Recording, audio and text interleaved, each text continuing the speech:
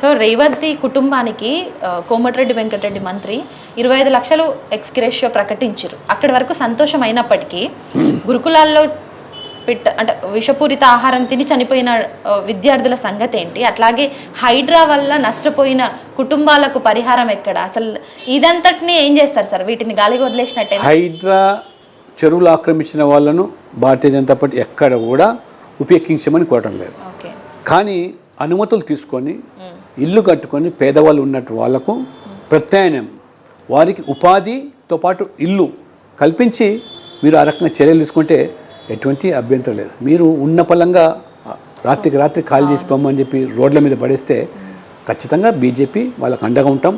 పేద ప్రజలు మీరు ఎన్నికల్లో చెప్పింది కాదు హైదరాబాద్ తెస్తామనో లేకపోతే ఇంకొక 1,50,000 పెట్టి మూసి ప్రక్షాళన చేస్తాం. మూసి ప్రక్షాళన కూడా వ్యతిరేకం కాదు. మూసి ప్రక్షాళనకు 1,50,000 కోట్లు అవసరమా? ఇది కాంట్రాక్టుల మేలు కోసమా లేకపోతే మూసి ప్రక్షాళన కోసమా? కాబట్టి మీరు కూడా మూసి ప్రక్షాళనలో ఏదైతే మరి అక్కడ ఉన్నటువంటి పేదలు 3 తరాలుగా ఉంటున్నారు, అక్కడే ఉపాధి, వాళ్ళు కూలీనాలు చేసి బతికేవాళ్ళు, వారికి ఉపాధి కల్పించి వారికి ప్రత్యామ్నాయం చూపించి మీరు ఖాళీ చేస్తే ఎవరికి అభ్యంతరం లేదు. కానీ మరి అశాస్త్రీయంగా ఎటువంటి డిపిఆర్ లేకుండా 1000 మీటర్ల వెడల్పున్నటువంటి దాన్ని ఇంకొక 1000 మీటర్లు చేస్తామనో ఇంకో 200 మీటర్లు చేస్తామంటే భావ్యం కాదు. ఎంత అవసరం అంత మేరకు మీరు తీసుకొని వారికి ప్రత్యామ్నాయం చూపించేయాల్సింది తప్పితే ఉన్న పలంగా ఇవాళ మొత్తం ఇవాళ 2-3 హైడ్రా పట్ల చర్యలు తీసుకొని ఇవాళ సైలెంట్ అయిపోయినారు. ఇవాళ మూసి మీద హడావిడి సైలెంట్ అంటే ఏదో ఒక అంశాన్ని ఇప్పుడు ఈ అల్లు అర్జున్ అంశాన్ని తెర మీద తీసుకొచ్చి ప్రజలు చర్చనీయాంశం చేస్తున్నారు. ఆ రకంగా ఇవాళ మజ్లిసు లేదా కాంగ్రెస్ తోడు దొంగల్లా వీరు వ్యవహరిస్తున్నారు. అసెంబ్లీలో కూడా ప్రజా సమస్యల మీద చర్చలు జరగకుండా ఏ రకంగా దూషణలు, తిట్ల పురాణాలు, ముఖ్యమంత్రి హోదాను మర్చిపోయి మాట్లాడుతున్నారు. సో రీసెంట్గా ఒక అమ్మాయి శైలజ అని గురుకుల విద్యార్థిని సార్, ఆ అమ్మాయి చనిపోతే ఫుడ్ పాయిజన్ దిక్కెళ్ళి అమ్మాయిని ఎవ్వరూ నిమ్స్ హాస్పిటల్కి వెళ్ళి పరామర్శించలేదు, ఒక మినిస్టర్ కూడా ఒక ఎమ్మెల్యే కూడా.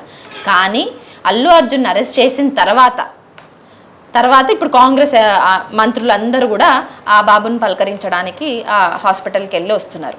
సో దీని వెనకాల ఏంటి కుట్ర? ప్రభుత్వ బాధ్యత.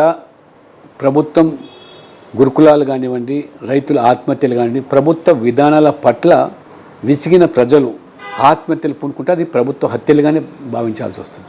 కాబట్టి వారికి ఇవాళ లఘుచర్లలో జరిగిన ఉదంతం ఏమిటి? లంబాడీలు, ఎస్టీలు, మహిళలు పోలీసుల దౌర్జన్యం కళ్ళ కట్టినట్టుగా ఆ వీడియో క్లిప్ ద్వారా ఇవన్నీ ప్రజల దృష్టి నుంచి మళ్లించడానికి.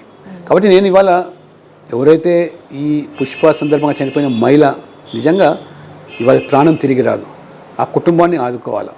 ఆ పిల్లవాడు కూడా ఎవరైతే శ్రీతేజ అపస్మారక స్థితిలో ప్రభుత్వం పూర్తిగా ఆదుకోవాలా. నేను అల్లు అర్జున్ కూడా విజ్ఞప్తి చేస్తాను, పూర్తిగా బాధ్యత తీసుకోవాలి. ఆ రకంగా మరి అప్పుడే మరి ఆ కుటుంబానికి జరిగిన నష్టం తీర్చలేనిది కాబట్టి మానవత హృదయంతో ప్రభుత్వము అల్లు అర్జున్ కుటుంబం కూడా ఆదుకోవాలా. కానీ దానిని ఇవాళ సినీ ఇండస్ట్రీస్ మీద మీ అక్కస్సు కోపం చూపించడం, నిర్మాతల మీద లేదా అక్కడ ఉన్నటువంటి సినీ నటుల మీద, ఇది ఏమాత్రం కూడా భావ్యం కాదు. ఇవాళ 2 రాష్ట్రాలు, తెలుగు రాష్ట్రాల్లో తెలుగు సినీ పరిశ్రమ ఇంత ఖ్యాతి సంపాదిస్తుంది అంతర్జాతీయులు అంటే గర్వపడాలి. కాబట్టి ముఖ్యమంత్రి గారి మనసులో ఏముందో, ఎందుకు విద్వేషమో, ఎందుకు ఆ కక్ష అనేది ప్రజలు అర్థం చేసుకుంటారు వారి యొక్క